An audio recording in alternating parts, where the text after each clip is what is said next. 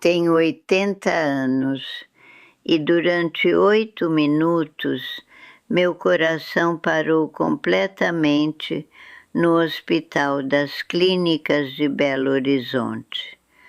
8 minutos sem pulso, sem respiração, sem nada.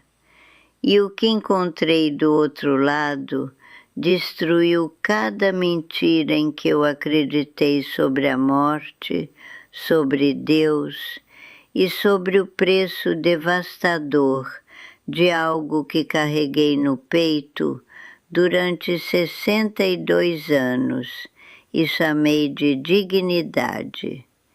Quero te dizer uma coisa agora mesmo, antes de continuar. Eu guardei mágoa do meu pai durante 62 anos, desde os 18 anos até o dia em que ele morreu. Guardei essa mágoa de forma arrumada, silenciosa, discreta, como se ela fosse um direito meu, o único que me havia sobrado depois do que ele nos fez. Achei que aquela frieza era força. Achei que aquele silêncio era a coisa mais honesta que eu poderia oferecer à memória dele. O que descobri naqueles 8 minutos mudou tudo isso com uma clareza que ainda me faz tremer quando me lembro. Se você também já carregou algo assim, um pai que te magoou, alguém que traiu a família, uma pessoa que nunca reconheceu o mal que causou, eu te peço que fique comigo. Não vim pregar. Sou uma senhora de 80 anos que morreu numa cama de hospital em Belo Horizonte e voltou com algo que não deveria conseguir guardar, uma mensagem.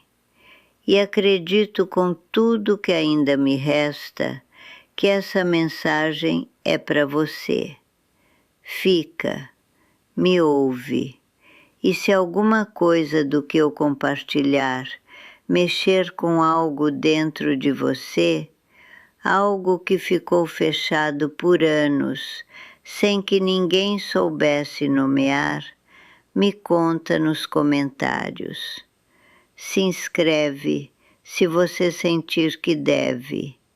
Isso não é só um canal, é uma comunidade de pessoas que não tem medo de olhar para a eternidade de frente e perguntar o que isso significa para o tempo que ainda nos resta aqui. Meu pai se chamava Antônio. Era um homem de Minas Gerais, criado numa fazenda perto de Sete Lagoas, desses que cresceram acreditando que amor se mostra no trabalho e na provisão, não nas palavras. Trabalhou a vida inteira, construiu nossa casa em Belo Horizonte com as próprias mãos. Nunca deixou faltar nada de material, de ternura, de presença de verdade, de olhar que te vê como pessoa.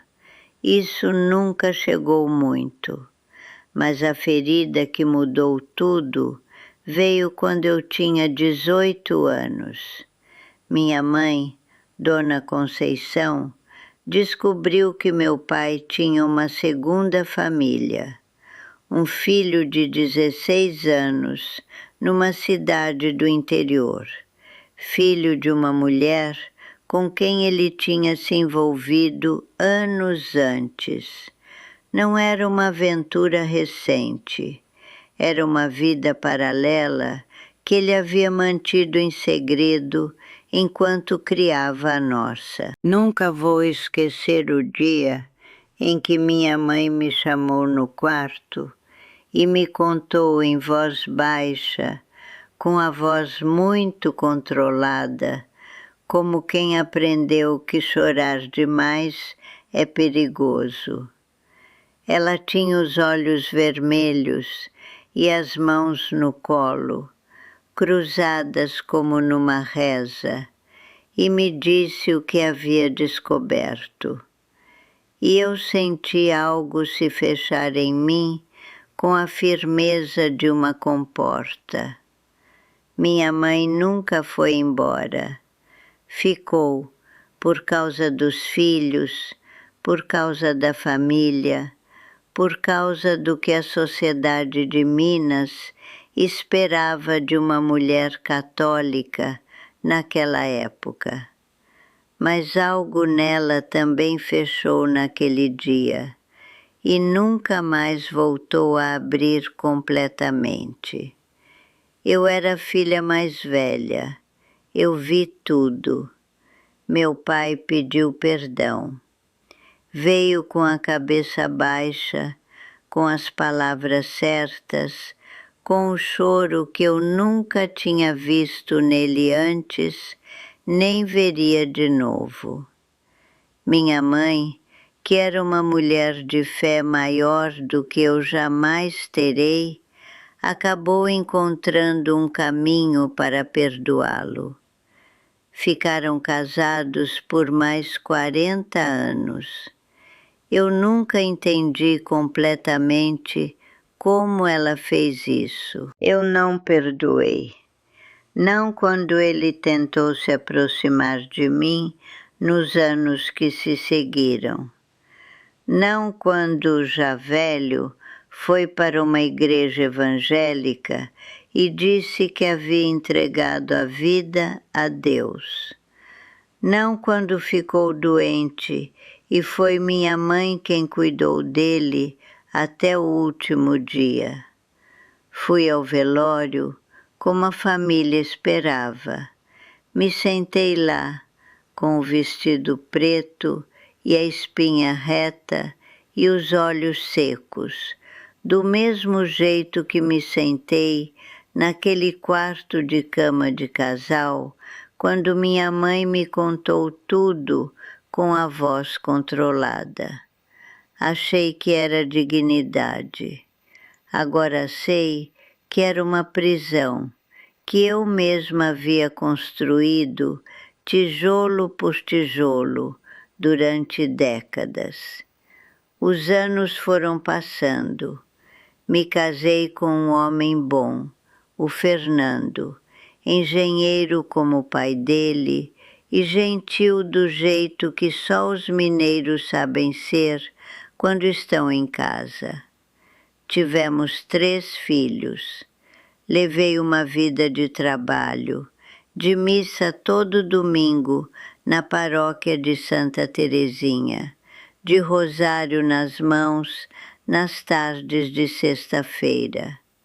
Era, por fora, uma mulher de fé, mas aquele quarto do coração, aquele com o nome do meu pai escrito na porta desde aquela tarde, ficou fechado. Nunca pedi a Deus que entrasse lá. Me disse que ele entendia. Me disse que havia feridas que até Deus consideraria justificadas. Me disse isso de muitas formas diferentes durante 62 anos. Meu pai morreu em 2006. Não chorei no enterro. Coluna reta, olhos secos, era tudo que me restava dele para oferecer. Até os 78 anos, minha saúde foi indo. Mas depois a conta chegou, como sempre chega. Coração, arritmia severa, válvula comprometida, pressão que não se estabilizava. O cardiologista do Hospital das Clínicas disse que precisava de um procedimento mais sério. Internei. Na véspera da cirurgia, minha filha mais velha, a Beatriz, veio me visitar e deixou minha Bíblia na mesinha de cabeceira. Era a mesma Bíblia que eu tinha desde o meu casamento, em 1968. A capa de couro gasta nas beiradas, as folhas com aquele amarelado bonito de coisa que durou. A Beatriz me beijou na testa e foi embora. E eu fiquei sozinha, com o barulho baixo dos monitores e aquela Bíblia na mesinha. Fiquei olhando para ela por um bom tempo, sem abrir. Não sei bem porquê. Tinha lido aquele livro a vida inteira. Era tão familiar quanto a minha própria caligrafia. Mas havia algo naquela imagem, a Bíblia ali quieta, paciente, gasta de tanto ser carregada e aberta e colocada de volta, que me doeu num lugar que não era físico. Era como se eu estivesse enxergando, pela primeira vez de verdade, o quanto havia de distância entre a fé que eu mostrava toda semana na missa e a fé que de fato habitava em mim. Entre o amor sobre o qual eu falava e a porta que eu me recusava a abrir. Esse foi o último pensamento que me lembro antes de o escuro vir. Não senti o momento em que o coração parou. Não teve dor, não teve drama, não teve aviso. Só o som do monitor que apagou de uma vez e depois o silêncio, mas não o silêncio de ausência, o silêncio de algo chegando. De repente, estava olhando de cima o meu próprio corpo naquela cama. Vi as enfermeiras entrando correndo. Vi os procedimentos de ressuscitação. Vi as mãos se movendo sobre o meu peito e não senti medo. Senti uma serenidade estranha, aquela calma de quem soltou um peso enorme depois de anos carregando e simplesmente o contempla de longe.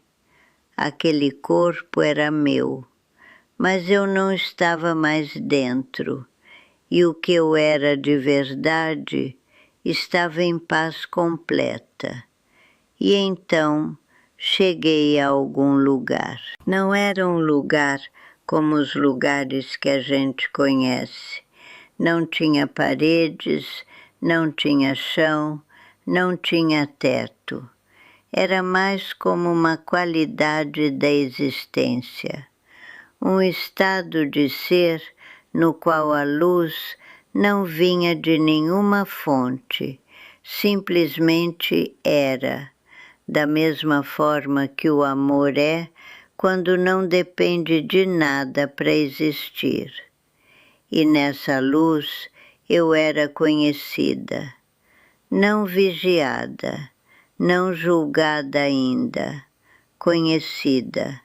Cada ano da minha vida presente, de alguma forma, como os anéis de uma aroeira, estão todos presentes, mesmo quando você olha só pela casca.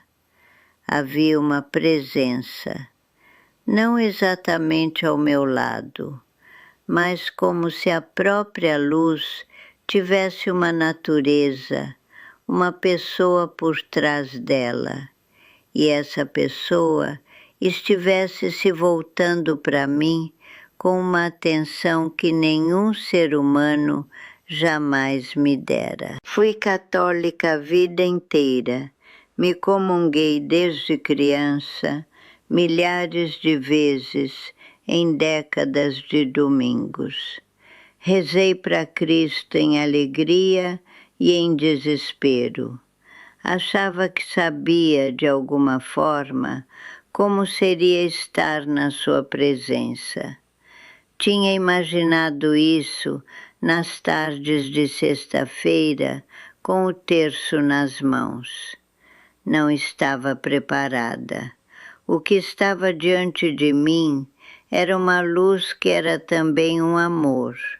Não um sentimento de amor como os que a gente conhece aqui, que mudam conforme o humor e o que aconteceu ontem, mas amor como substância, amor como a atmosfera daquele lugar, amor como princípio organizador de tudo que existia ali. E estava me olhando. Não posso te dizer como era, porque os olhos do espírito ficam ofuscados, da mesma forma que os olhos do corpo ficam ofuscados pelo sol quando você tenta olhar direto para ele. Mas eu o conhecia. Tudo que era verdadeiro e real em mim, o conhecia desde sempre. A primeira coisa que entendi, no instante do seu olhar, foi essa. Ele estava lá, o tempo todo. Naquele quarto em Belo Horizonte, quando eu tinha 18 anos, e minha mãe me contou, com a voz controlada, o que meu pai havia feito. Ele estava lá, vendo tudo, não como observador distante, como alguém que sofria comigo, que carregava junto o que eu não conseguia carregar sozinha, que havia me esperado 62 anos do lado de fora de uma porta que eu me recusava a abrir. Isso quebrou algo em mim que estava selado desde aquela tarde. Não foi um som, não foi uma sensação que tenha equivalente no corpo. Foi uma espécie de liberação que doeu e curou ao mesmo tempo, como dói e cura quando uma ferida que ficou fechada tempo demais finalmente encontra ar. E então veio a revisão da vida. Não chamo de julgamento, porque a sensação não era de condenação, mas era clara, absolutamente completa e sem concessões. Vi minha vida não por dentro, como a havia vivido, mas por fora, e da perspectiva do eterno. Tudo visível, não momentos selecionados, tudo. Mas essa dor não ficou, porque o que veio depois foi graça. Ele tomou tudo, cada ano selado, cada domingo frio, cada oração retida, cada vez que eu havia girado o rosto quando alguém falava do meu pai com carinho.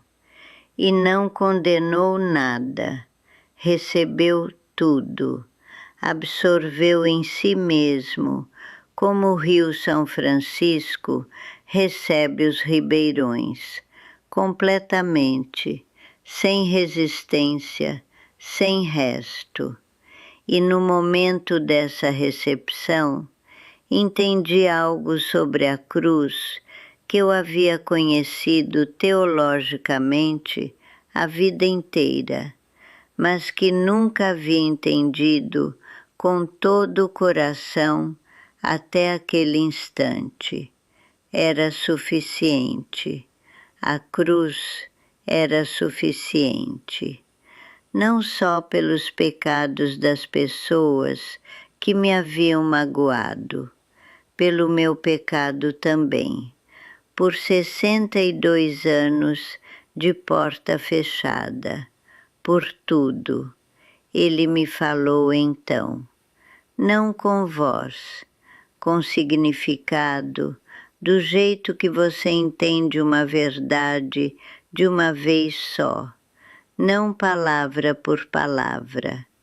E o significado foi, volta, ainda não terminou.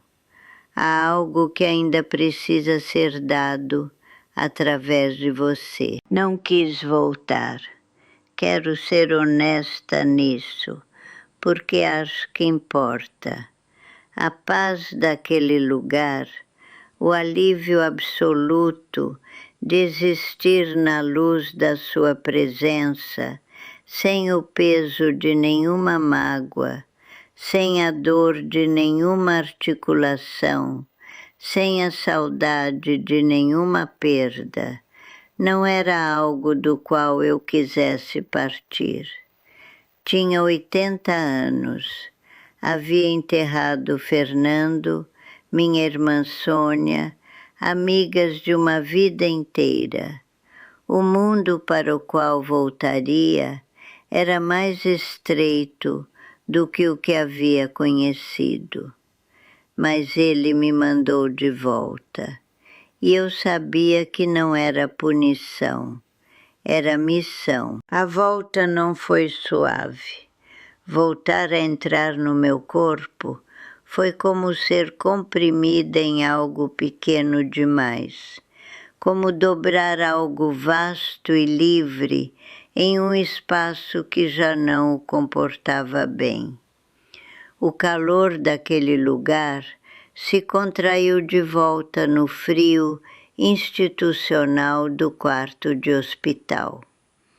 A luz se estreitou de volta nas faixas fluorescentes do teto. A liberdade sem peso do espírito se comprimiu de volta em 80 anos de ossos e pele e coração comprometido. Ouvi os monitores retomando. Ouvi alguém dizer, voltou. E comecei a chorar de um jeito que não chorava desde que era menina, sem conseguir parar, sem querer parar, com tudo que havia sido represado por décadas, encontrando de uma vez sua saída. As enfermeiras acharam que eu estava com medo. Não estava com medo. Era a dor da distância que eu acabava de cruzar de volta. E era, debaixo dessa dor, firme, constante, como o batimento de coração, algo que eu não sentia há 62 anos, liberdade. Não porque a memória do meu pai havia sumido, não porque a ferida havia sido removida cirurgicamente, mas porque na luz daquela presença eu havia visto o todo, a ferida, o quarto fechado, o custo, a graça, e havia sido devolvida à vida com a porta finalmente, definitivamente aberta. Não estou aqui para te dizer que o perdão é fácil. Depois que recebi alta e a Beatriz me trouxe de volta para casa, levei semanas até conseguir dizer o nome do meu pai sem que algo em mim se apertasse. O que me foi dado não foi a emoção do perdão. Essa veio devagar, quietinha, como uma estação que muda. O que me foi dado foi a decisão, a disposição, o desbloqueio de uma porta que eu havia mantido fechada desde os 18 anos, desde aquela tarde, naquele quarto em Belo Horizonte, com a espinha reta e o coração selado. Contei essa história para os meus filhos, que choraram ouvindo. Contei para os meus netos, que ficaram quietos e me fizeram perguntas que eu não esperava de pessoas tão jovens. Contei na minha paróquia, onde pessoas choraram nos bancos. E toda vez que conto, vejo que algo se move no ambiente, algo se nomeia, algo que as pessoas estavam carregando sem saber como se chama. Não acredito que sou a única que teve um quarto fechado. Acredito que você sabe do que estou falando. Acredito que pode haver um nome, um rosto, uma tarde específica que vem à sua mente quando descrevo esse lugar selado dentro do coração humano. E estou te dizendo, do outro lado de 8 minutos de morte clínica, de uma presença cujo amor ainda sinto reverberando no peito toda manhã, quando abro os olhos e percebo que ainda estou aqui. Esse quarto está te custando algo. Não está te protegendo. Não é força, não é justiça. É uma corrente. E essa corrente tem um peso que daqui você não consegue ver por completo. Só consegui ver de lá. Aquele que estava diante de mim naquela luz quer tirar essa corrente de você. Não porque a pessoa que te magoou merece o perdão. Pode ser que não mereça. Muitos não merecem. Mas porque você foi criada para algo muito maior do que um quarto fechado. Foi criada para ser um canal de graça tão sem limite que até a sua ferida mais funda se torne um rio de cura para alguém que está se afogando lá na frente. Tenho 80 anos e ainda estou aqui. Não acredito que seja coincidência. Acredito que fui mandada de volta porque essa mensagem precisava ser dita em voz alta e porque há pessoas que só vão recebê-la de alguém que esteve onde eu estive e voltou. Por isso, recebe ela, por favor. A porta pode ser aberta, não é tarde demais. Quaisquer anos que te restem, e nenhum de nós sabe quantos são, não precisam ser vividos naquele quarto frio e selado. Abre a porta, deixa ele entrar, deixa ele tomar o que você tem carregado. Eu prometo para você, do outro lado da morte mesma, com tudo que ainda me resta, é a única coisa que vale a pena fazer com o tempo que nos resta.